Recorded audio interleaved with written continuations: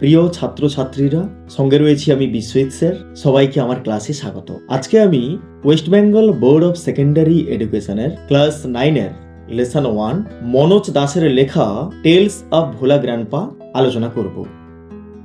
মনোজ দাস হলেন একজন পুরস্কার বিজয়ী দ্বিভাষী ভারতীয় লেখক, যিনি ওড়িয়া এবং ইংরেজি ভাষায় লেখালেখি করেছেন। তিনি লিখেছেন উপন্যাস, ছোট গল্প, কবিতা, ভ্রমণ কাহিনী এবং ইতিহাস ও সাহিত্য বিষয়ে প্রবন্ধ। তো তার লেখা টেলস অফ ভোলা গ্র্যান্ডপা এই গল্পে যে প্রধান চরিত্র ভোলা দাদু একজন মজার এবং কৌতুকপূর্ণ মানুষ। তিনি সরল জীবনযাপন করতেন। তিনি ভুলোমনা স্বভাবের ছিলেন। টেলস অফ ভোলা গ্র্যান্ডপা পাঠ্যাংশে মনোজ দাস ভোলা দাদুর হাস্যকর অভিযানগুলির বর্ণনা করেছেন। এই ঘটনাটি যখন ঘটে তখন এই গল্পের কথক একজন অল্প বয়সী ছেলে ছিল। গল্পটি 3টি মজাদার ঘটনাকে কেন্দ্র করে রচিত।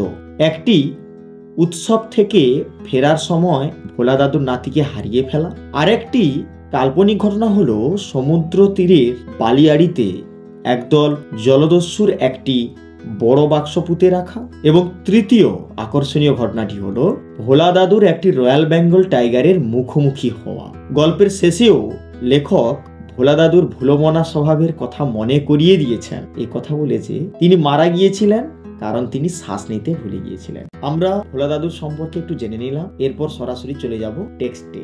ভোলা grandpa and his wife live at the western end of our village. ভোলা দাদু এবং তার স্ত্রী আমাদের গ্রামের পশ্চিম প্রান্তের শেষ ভাগে বসবাস করতেন। এ লার্জ বোকাল ট্রি, একটি বড় বকুল গাছ, ওভার শ্যাডো, ছায়াময় করে রাখত দেয়ার হাট, তাদের কুঁড়ে ঘরটিকে। ইন দা বোকাল ট্রি, বকুল গাছে লিভ থাকত a small troop of monkey, বানরদের একটি ছোট্ট দল। Bhola grandpa and his wife did not mind it. Bhola দাদু এবং তার স্ত্রী এতে কোনো কিছু মনে করতেন না।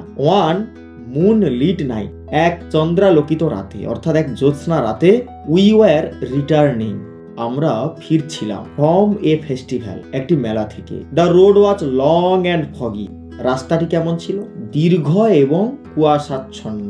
I was riding, আমি বসেছিলাম অন দা ভিলেজ চৌকিদার শোল্ডার, গ্রামের যে চৌকিদার তার কাঁধে বসে আসছিলাম। সাডেনলি, হঠাৎ করে Bhola grandpa let out a loud wail, হঠাৎ করে ভোলা দাদু উচ্চস্বরে কেঁদে উঠলেন। এভরিওয়ান ইন আওয়ার পার্টি, আমাদের দলের সকলে, ওয়াজ সারপ্রাইজ, আমরা অবাক হয়ে গিয়েছিলাম। উই হল্টেড, আমরা থেমে গেলাম। এনকোয়ারি রিভেল দ্যাট, অনুসন্ধান করে জানা গিয়েছিল যে ভোলা গ্র্যান্ডপা হ্যাড টেকেন, ভোলা দাদু নিয়ে গিয়েছিলেন হিজ গ্র্যান্ডসন, তার নাতিকে, টু দ্য ফেস্টিভ্যাল, মেলাতে। He had tightly held on to the 2 fingers of the boy, আর তিনি ছেলেটির 2টি আঙুল বেশ শক্ত করে ধরে রেখেছিলেন। হি ডিড নট রিয়েলাইজ, তিনি বুঝতেই পারেননি, হোয়েন, কখন, দোজ ফিঙ্গার্স, ওই আঙুল 2টি স্লিপড আউট, ফসকে গেছে। Bhola grandpa was continuing as before, Bhola দাদু ঠিক আগের মতোই চলেছেন। দেন, তারপর, সামওয়ান আস্কড ভোলা গ্র্যান্ডপা, কেউ একজন ভোলা দাদুকে জিজ্ঞাসা করেছিলেন হোয়াট হি ওয়াজ গ্রিপিং, তিনি কি ধরে রয়েছেন। হি রিমেম্বার, তার মনে পড়লো হিজ গ্র্যান্ডসন, তার নাতির কথা।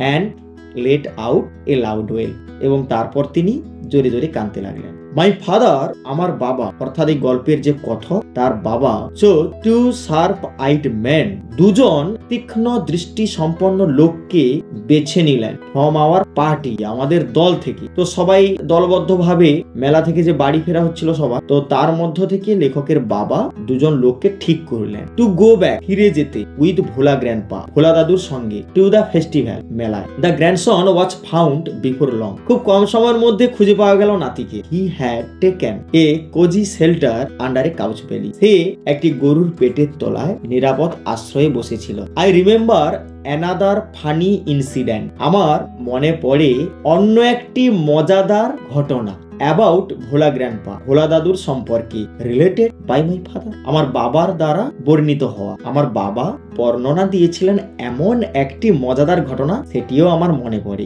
It had been A rainy afternoon, এটি ছিল এক বৃষ্টির বিকেলবেলা। ভোলা গ্র্যান্ডপা ওয়াইল্ড উইথ এক্সাইটমেন্ট, আর ভোলা দাদু উত্তেজনায় ভরপুর হয়ে told my father and his friends, আমার বাবাকে এবং তার বন্ধুদেরকে বলেছিলেন that যে he had seen a gang of pirates, তিনি একদল দস্যুকে দেখেছেন। they were burying a large box, তারা একটি বড় বাক্স পুঁতে রেখেছিল under one of the sand dunes on the seashore by our village, আমাদের গ্রামের পাশের সমুদ্র তীরবর্তী বালিয়াড়িতে। at once father and his friends, তারপর আমার বাবা এবং তার বন্ধুরা started looking for the hidden treasure, ওই গুপ্তধনের খোঁজে বেরিয়ে পড়লো। Evening pass on to night, সন্ধ্যা গড়িয়ে রাত্রি হলো। Moonlight came in through the cloud, আর মেঘেদের আড়াল থেকে, মেঘেদের মধ্য থেকে চাঁদের আলো পড়ছিল। এ প্যাক আপ জ্যাকালস, একদল শেয়াল ওয়ার হাউলিং, হুক্কা হুয়া বলে তারা ডাক ছাড়ছিল। ইট ওয়াজ পাস্ট মিডনাইট, মধ্যরাত্রি হলো। At this point of time, ঠিক সেই মুহূর্তে, ঠিক সেই সময়ে ভোলা গ্র্যান্ডপা কনফেসড, ভোলা দাদু স্বীকার করলেন যে দেয়ার ওয়াজ নো রিয়েল ট্রেজার, সেখানে সত্যি কোনো গুপ্তধন ছিল না। ইট ওয়াজ অল এ ড্রিম, এটা ছিল একটা স্বপ্ন। Which he had during his mid day nap, যেটা তিনি দিনের বেলা ঘুমানোর সময় দেখেছিলেন।